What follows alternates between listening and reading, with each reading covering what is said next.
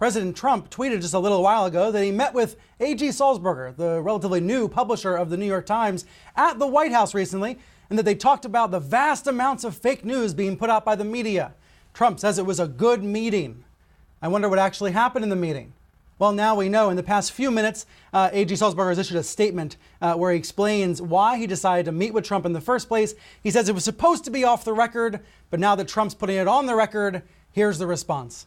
My main purpose for accepting the meeting was to raise concerns about the president's deeply troubling anti-press rhetoric. I told the president directly that I thought his language about enemies of the people was not just divisive, but increasingly dangerous. I told him that although the phrase fake news is untrue and harmful, I am far more concerned about his labeling journalists the enemy of the people. I warned that this inflammatory language is contributing to a rise in threats against journalists and will lead to violence. That's the new publisher of the New York Times, A.G. Sulzberger, in a statement about his meeting with President Trump. All of this comes at a time when Trump is keeping his distance from the press corps. He's tweeting a lot, but he hasn't answered a single question from reporters since Wednesday. That's the day, you remember, this happened.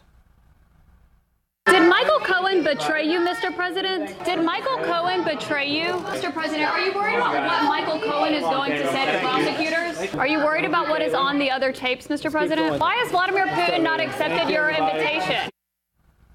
Those were the key questions asked by CNN's Caitlin Collins. She was acting as the pool reporter for all the TV networks. And as you know, the response from the White House was to disinvite her. That means ban her from a gathering later in the day that was open to all press. So that was way back on Wednesday. Ever since then, every time the reporters have been able to shout questions near the president, he hasn't responded. It's really telling that he's avoiding any opportunities or any interactions with the press corps.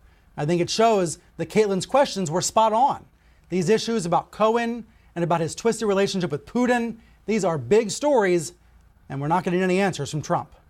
Let's talk about it with our panel now. Olivier Knox is here. He's the brand new president of the White House Correspondents Association and the chief Washington correspondent for Sirius XM. Katie Rogers is here, White House correspondent for the New York Times. And S.E. Cupp is here, the host of HLN's S.E. Cupp Unfiltered. Katie, lucky you. You've got the president talking about your newspaper today. What do you make of the president's decision to make this, private meeting with your boss, the publisher, all of a sudden a public spat? Well, I think AG's statement really stands on its own and for itself. I agree as a reporter that the president's words about journalism broadly definitely have weight out in the field when we go cover rallies. The president rallied in my hometown about 6 weeks ago. It's very clear that his rhetoric about enemy of the people is resonating across the country. And he is the president. What he says matters. And as a reporter, you go into the field talking to Republican voters, having to hear that, it's fake news, we're enemies, and it adds a different component to our jobs broadly. The president is entitled to feel however he wants about the coverage about him. Other presidents have done the same. What is different is that this president is coming out and calling us enemies of the people.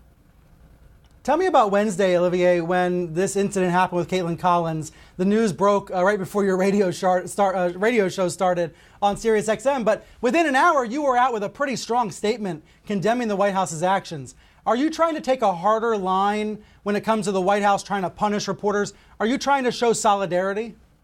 Well, remember what the WHCA does, and that is that we advocate on behalf of the men and women who cover the White House, who try to bring Americans news about the president, the presidency, what the government is doing in their name. We want to make sure that when there are television pictures coming from the White House, they're coming from the news media. When there are photos, they come from the news photographers, radio sound by the radio folks. And of course, to try to get as many opportunities to ask questions of senior officials up to and including the president. That's our core function. In this instance, you're right. It broke right before my radio show. I had my board operator basically muting my microphone in between questions for my first interview as I frantically typed on my laptop. Wow. It's important to understand this wasn't just a defense of CNN. It wasn't just a defense of Caitlin Collins. And I think what you saw in the unanimity of response across platforms, across news outlets, Fox News jumping in, other outlets coming out with their own strong statements, was the sense that it could be someone else tomorrow. It could be someone else in the next administration. And that's what led to this kind of unanimity of spirit.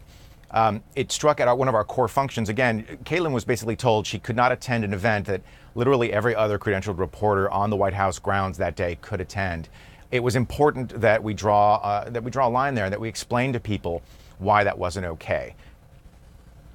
The Washington Post reported that Trump has wanted to do this before, that he has wanted to block certain reporters from coming to events. The Post names Jim Acosta and April Ryan as two of those reporters. A one-word question for you, S.E. Surprised?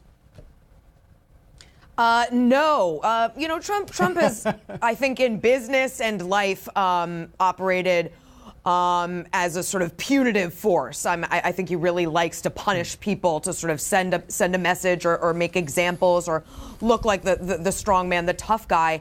And he's long wanted to punish the press, and labeling us fake news, labeling us the enemy of the people has actually been very effective. As you know, trust in the media is at an all-time low.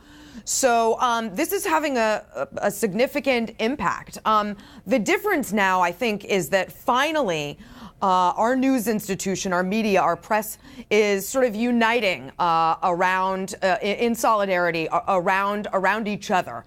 And that is something you and I, Brian, have talked about a number of times that we used to see in past administrations. Jake Tapper calling out President Obama for discrediting Fox News, or other organizations calling out the Obama administration for targeting the AP, or trying to keep Fox out of the press pool for an interview. There were those moments of solidarity. They had not happened under Trump until the past few weeks, starting with John Roberts of Fox really sort of being pressured to make a statement about Trump's calling CNN and Jim Acosta not a real news network. He eventually did write a statement, release a statement defending CNN. The week following that, you had Hallie Jackson, an NBC News reporter, who was trying to press Sarah Sanders in a press briefing. She wasn't getting answers. Another Hill reporter ceded his time back to her. Those moments of solidarity, including the Caitlin Collins incident, are a really welcome a show of strength and show of force that I think has really taken too long. Yeah, there have been several episodes, but Olivia, let me be cynical for a second. Are we really going to see this frequently, or were these just one-offs? Well, most of the time you don't see it at all, because what we're doing is we're having this conversation behind the scenes. The WHCA is meeting with Sarah Sanders and other communications officials to work out our problems behind the scenes. And again, it's not typically this heated. What we often have debates and arguments about how much the press will see on a foreign trip, for example. Can we get the pool, that is to say, the small group of 13 or so outlets that follow the president everywhere? Can we make sure that they stay in the motorcade? Can we make sure that they see the president actually meet with, say, British Prime Minister Theresa May? So a lot of the solidarity, a lot of the work is happening behind the scenes. But this was a very public moment. They made a decision to exclude Caitlin Collins of CNN from an event from which literally every other credentialed reporter at the White House that day could attend. Yeah, and it seems like, if Trump has been wanting this for a long time, the X factor here was Bill Shine. He's new on the job. He's a new comms chief. Maybe he just kind of fell for it, and now he saw the reaction. Hey, real quick, one more story to touch on, Katie. You and Maggie Haberman reported this week about an amazing leak out of the White House. It was this email that showed how Trump was angry when he boarded Air Force One and saw that Melania's TV was tuned to CNN. What happened here? He wants all the TVs tuned to Fox? He wants all the TVs tuned to Fox. It's now standard operating procedure when the president boards Air Force One that all TVs will be on Fox. When he returns to his hotel suite when traveling, the TVs will be tuned to Fox. I think with the emails, the emails are they're a smaller example of this broader issue going on, that the president does not want to take in opposing or possibly opposing views. And he's at a phase in his presidency where he does not want to hear anything other than his own messaging or supportive messaging. And the emails are just a small example that illustrate this larger issue. And Melania Trump won. Her team put out a statement saying she will watch whatever channel she wants. And she did give that statement to your network. That's right. That's right. Of all the places she could have issued that statement to, she gave it to CNN.